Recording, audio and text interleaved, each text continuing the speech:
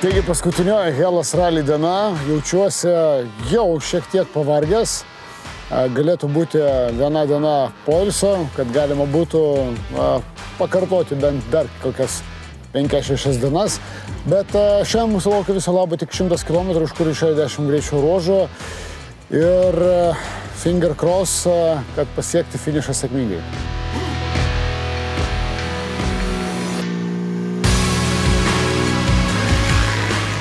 Taigi baigėsi Hellas Rallis Chebrytė, aš esu žiauriai laimingas. Paskutinė diena, check, mes finiše, labai pavargėm. Ši diena buvo ypatingai sudėtinga, nes nuovargis jau jautėsi ne tik pas mus, bet ir pas kitus.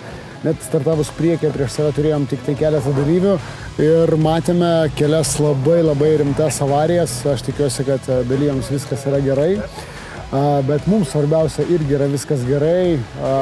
Žiauriai patiko šitas ralis, labai sudėtingas, sudėtinga danga, labai daug akmenų, labai daug žvyro, labai daug sudėtingų ruožų ir sudėtingos navigacijos. Tai aš tikrai džiaugiuosi, kad mes pasiekėm finišą. Dar vienas podiumas keliauja CF Moto Thunder Racing Team komandai ir antra trečia vieta.